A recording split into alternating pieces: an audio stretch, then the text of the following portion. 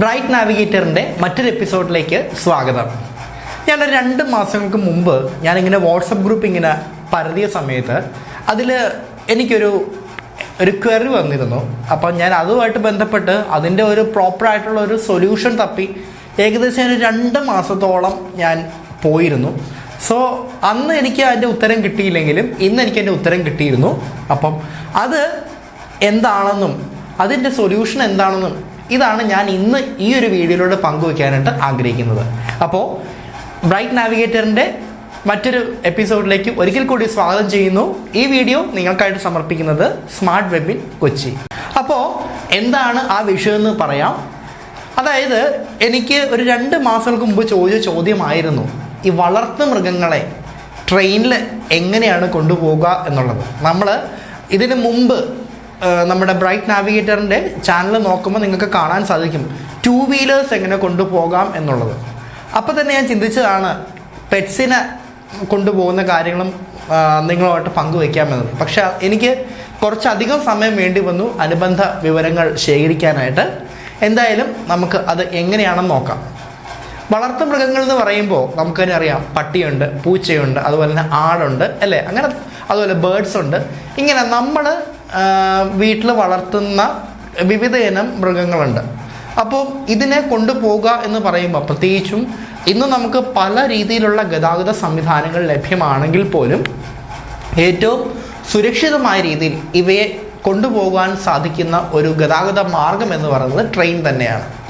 അപ്പോൾ അത് എങ്ങനെയാണ്, അതിൻ്റെ മാനദണ്ഡങ്ങൾ എന്തൊക്കെയാണ്, അപ്പം ഇവയെ നമ്മോടൊപ്പം കൊണ്ടുപോകാൻ പറ്റുമോ അതോ അല്ലാതെയാണോ കൊണ്ടുപോകേണ്ടത്, ഇങ്ങനെയുള്ള കാര്യങ്ങളൊക്കെയാണ് നമ്മൾ പറയാൻ പോകുന്നത്.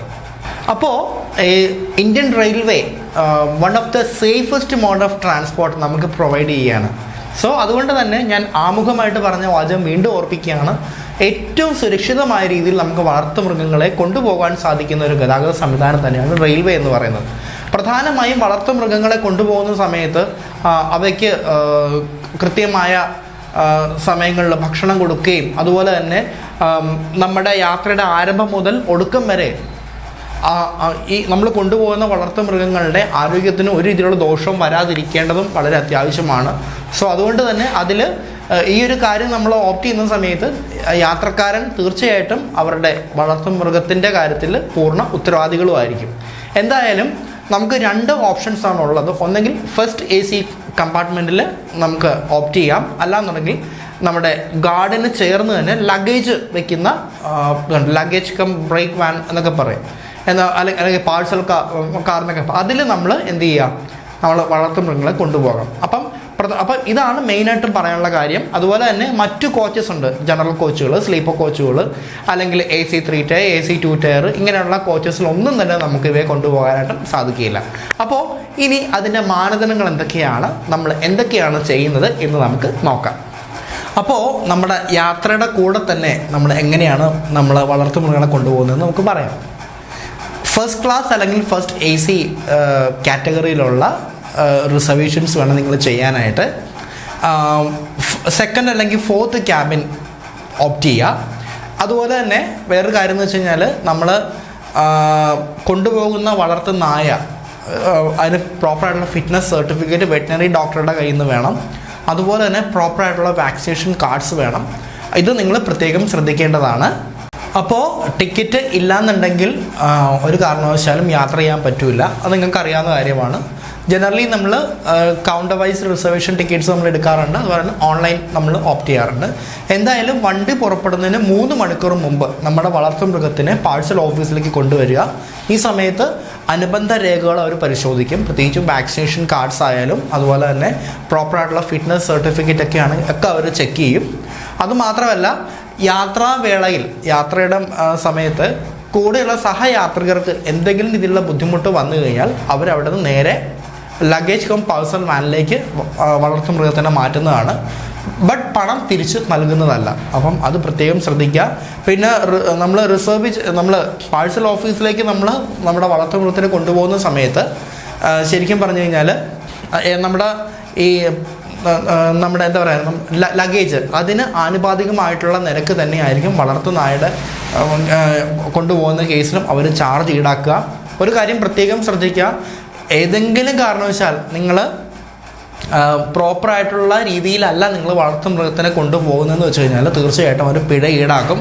ഒരു പക്ഷേ ചിലപ്പം 6 ഇരട്ടി വരെ ചിലപ്പം പിഴ ഈടാക്കാൻ സാധ്യത ഏറെയാണ്. അതുകൊണ്ട് നിങ്ങൾ ശരിയായിട്ടുള്ള രീതിയിൽ മാത്രമേ വളർത്തുമൃഗങ്ങളെ കൊണ്ടുപോകാവൂ എന്ന് ഓർപ്പിക്കുകയാണ്. ഞാൻ നേരത്തെ പറഞ്ഞതുപോലെ തന്നെ ഫസ്റ്റ് ക്ലാസ് അല്ലെങ്കിൽ ഫസ്റ്റ് AC കോച്ചുകളല്ല വേറെ ഒരു കോച്ചിലും നിങ്ങൾക്ക് വളർത്തുമൃഗത്തിനെ കൊണ്ടുപോകാനായിട്ടുള്ള അനുവാദമില്ല. അല്ലാന്നുണ്ടെങ്കിൽ നിങ്ങൾ എന്ത് ചെയ്യേണ്ടതെന്ന് വെച്ച് കഴിഞ്ഞാൽ നിങ്ങൾ ഗാർഡിന് ചേർന്നുള്ള luggage cum parcel van opt ചെയ്യുക. അതുപോലെ ഞാൻ ആദ്യമേ പറഞ്ഞൊരു കാര്യമാണ്, നായയുടെ കാര്യത്തിൽ അല്ലെങ്കിൽ എന്ത് മൃഗമായിക്കോട്ടെ, പ്രത്യേകിച്ചും ആ യാത്രയുടെ സമയത്ത് എന്താ പറയുക, അവർ അപ്പിടുകയും അല്ലെങ്കിൽ എന്താ പറയുക അവർക്ക് ആവശ്യത്തിനുള്ള ആഹാരം ഇതൊക്കെ നമ്മളെ കൂടെ കൊണ്ടുപോകണം. നമ്മൾ പ്രത്യേകം നമ്മൾ ശ്രദ്ധിക്കേണ്ടതാണ്. ഇനി നമ്മൾ വേറൊരു കാറ്റഗറിയിലേക്ക് എടുക്കാം. നമുക്ക് പട്ടിക്കുട്ടികൾ ഭയങ്കര ഇഷ്ടമാണ്. ചിലർ കൊട്ടയ്ക്കകത്തൊക്കെ ഇങ്ങനെ കൊണ്ടുപോകുന്നത് കാണാം. അപ്പം ഈ പട്ടിക്കുട്ടികളെ കൊട്ടയിലേക്ക് കൊണ്ടുപോകുമ്പോൾ ഉള്ള കാര്യം ഞാൻ അതിന് മുമ്പ് ഒരു കാര്യം ഞാൻ ഓർപ്പിക്കട്ടെ. ഞാൻ നേരത്തെ പറഞ്ഞു വാക്സിനേഷൻ്റെ കാർഡിനൊപ്പം തന്നെ ഫിറ്റ്നസ് സർട്ടിഫിക്കറ്റും പറഞ്ഞിരുന്നു. ഇതിൻ്റെ ഈ ഒരു സർട്ടിഫിക്കറ്റിൻ്റെ വാലിഡിറ്റി എന്ന് പറയുന്നത് 24 മുതൽ 48 മണിക്കൂർ വരെയാണ്. അത് നേരത്തെ ഞാൻ പറയാൻ വിട്ടുപോയതാണെങ്കിൽ പോലും നിങ്ങളത് ഇനി ഈ പറയാൻ പോകുന്ന ഭാഗത്തിലും ഇതേ വാലിഡിറ്റി ഉള്ള ഡോക്യുമെൻറ്റ്സ് തന്നെയാണ് സമർപ്പിക്കേണ്ടതെന്ന് നിങ്ങൾ കുറിച്ച് വയ്ക്കുക. എന്തായാലും നമ്മൾ കൊട്ടയിൽ നായ്ക്കുട്ടികളെ കൊണ്ടുപോകുന്ന സമയത്ത് നമ്മൾ പ്രത്യേകം ശ്രദ്ധിക്കുക. യാത്രക്കാരനതിൽ കൺഫേംഡ് ടിക്കറ്റ് ആയിരിക്കണം. അതുപോലെ തന്നെ പിന്നെ പറയേണ്ട കാര്യം എന്ന് വെച്ച് കഴിഞ്ഞാൽ നമ്മൾ കൊണ്ടുപോകുന്ന നായ്ക്കുട്ടികളുടെ നമ്മൾ ഫിറ്റ്നസ് സർട്ടിഫിക്കറ്റും വാക്സിനേഷൻ കാർഡ്സും ഒബ്വിയസ്ലി ഇവിടെയും ബാധകം തന്നെയാണ്. എന്തായാലും അനുബന്ധ രേഖകളെല്ലാം തന്നെ ഞാൻ നേരത്തെ പറഞ്ഞ പോലെ തന്നെ നമ്മൾ സമർപ്പിക്കേണ്ടതുണ്ട്. അതുപോലെ തന്നെ നമ്മൾ യാത്ര ചെയ്യുന്ന സമയത്ത് നമ്മൾ കൊണ്ടുപോകുന്ന നായ്ക്കുട്ടിയുടെ പൂർണ്ണ ഉത്തരവാദിത്വം നമ്മുടെ മാത്രമായിരിക്കും. അതുപോലെ തന്നെ സമയാസമയങ്ങളിൽ ഭക്ഷണവും വെള്ളവും ഒക്കെ കൊടുക്കാൻ നിങ്ങൾ പ്രത്യേകം ശ്രദ്ധിക്കണം. ഇനി നമ്മൾ ഒടുവിലായിട്ട് പറയാൻ പോകുന്നത്, നമ്മൾ ആദ്യം പറഞ്ഞു AC കോച്ച് കൊണ്ടുപോകുന്ന കാര്യം പറഞ്ഞു, കൊട്ടയ്ക്കകത്ത് നായ്ക്കുട്ടികളെ കൊണ്ടുപോകുന്ന കാര്യം പറഞ്ഞു. ഇനി നമ്മൾ പറയാൻ പോകുന്ന ലഗേജ് കം പാഴ്സൽ വാൻ അല്ലെങ്കിൽ നമ്മുടെ റെയിൽവേയുടെ നമ്മുടെ ലഗേജ് കൊണ്ടുപോകുന്ന കമ്പാർട്ട്മെൻറ്റിൽ നമുക്ക് എങ്ങനെ വളർത്തുമൃഗങ്ങളെ കൊണ്ടുപോകാം എന്ന് നമുക്ക് നോക്കാം. അപ്പോൾ ഇവിടെ എങ്ങനെയാണെന്ന് നമുക്ക് നോക്കാം. പ്രത്യേകിച്ചും നമ്മൾ വളർത്തു നായയൊക്കെ ആണെങ്കിൽ ഒരു നായയ്ക്ക് ഒരു ബോക്സ് മാത്രമേ അവർ കൊടുക്കുകയുള്ളൂ. അപ്പം ഒരു ബോക്സിൽ ഒരു നായയ്ക്ക് മാത്രമേ കൊണ്ടുപോകാനുള്ള നിർവാഹമുള്ളൂ. അതുപോലെ തന്നെ നമ്മൾ നേരത്തെ പറഞ്ഞ പോലെ യാത്രക്കാരന് കൺഫേംഡ് ടിക്കറ്റ് ഉണ്ടാവണം. ഒബ്വിയസ്ലി ആ ടിക്കറ്റ് വെരിഫിക്കേഷൻ വരുന്ന സമയത്ത് തിരിച്ചറിയൽ രേഖ നിർബന്ധമാണ്. അത് ഞാൻ പ്രത്യേകിച്ച് എടുത്ത് പറയുന്നില്ല, എങ്കിലും നിങ്ങൾക്കത് അറിയാമെന്ന് കരുതുന്നു. അതുപോലെ തന്നെ നിങ്ങൾ 3 മണിക്കൂർ വണ്ടി പുറപ്പെടുന്നതിന് 3 മണിക്കൂർ മുമ്പ് നിങ്ങൾ വളർത്തുമൃഗത്തിനെ കൊണ്ടുപോകുന്ന സമയത്ത് അവർ അനുബന്ധമായിട്ടുള്ള വെരിഫിക്കേഷൻ ഒക്കെ കഴിഞ്ഞാൽ നിങ്ങളൊരു കൗണ്ടർ ഫോയിൽ തരും. അത് നിങ്ങൾ സൂക്ഷിക്കുക. നിങ്ങൾ യാത്ര പുറപ്പെടുന്ന സമയത്ത് ആ കൗണ്ടർ ഫോയിൽ നിങ്ങൾ ഗാർഡിനെ നിങ്ങൾ കാണിക്കേണ്ടതാണ്. അപ്പം അതും ഈ ഒരു സമയത്ത് ഓർപ്പിക്കുകയാണ്. അതുപോലെ തന്നെ വേറൊരു കാര്യം എന്ന് വെച്ച് കഴിഞ്ഞാൽ ഞാൻ നേരത്തെ പറഞ്ഞ പോലെ തന്നെ നമ്മൾ വണ്ടി പുറപ്പെടുന്ന സമയത്ത് നമ്മൾ ഗാർഡിന് നമ്മൾ കൗണ്ടർ ഫോയിൽ കൊടുക്കുന്നെന്ന് പറഞ്ഞിരുന്നു. അതേ പ്രൊസീജിയർ തന്നെ നമ്മൾ ലക്ഷ്യസ്ഥാനത്ത് എത്തിക്കഴിയുമ്പം അവിടെയും ഇത് ഏൽപ്പിക്കേണ്ടതാണ്. അതുപോലെ നമ്മൾ ലഗേജ് വാൻ്റെ അകത്ത് നമ്മൾ നായേനെ അല്ലെങ്കിൽ പ്രത്യേകിച്ചും നായ പോലുള്ള മൃഗങ്ങളൊക്കെ ആണെങ്കിൽ നമ്മൾ എന്ത് വെച്ചാൽ അവൻ്റെ നമ്മളൊന്ന് മൗത്ത് ഗാർഡ് എന്നാണെന്ന് തോന്നുന്നു എൻ്റെ ഓർമ്മ ശരിയാണെങ്കിൽ, അത് വെച്ചിട്ട് നിങ്ങളത് കവർ ചെയ്ത ശേഷം മാത്രമേ വെക്കാവുള്ളൂ. അതുപോലെ ഇത്രയും മണിക്കൂറുകൾ യാത്ര ചെയ്യുന്ന സമയത്ത് അവയ്ക്കുള്ള ഭക്ഷണവും വെള്ളവും ഒക്കെ നിങ്ങൾ അതിൻ്റെ അകത്ത് കരുതാനായിട്ട് നിങ്ങൾ പ്രത്യേകം ശ്രദ്ധിക്കുക. ഞാൻ നേരത്തെ പറഞ്ഞതുപോലെ തന്നെ നമ്മൾ പാഴ്സൽ ഓഫീസിലേക്ക് നമ്മുടെ വളർത്തുമൃഗത്തിനെ കൊണ്ടുപോകുന്ന സമയത്ത് ലഗേജ് നിരക്കിന് തുല്യമായിട്ടുള്ള നിരക്ക് ഇവയ്ക്കും ഈടാക്കുന്നതാണ്.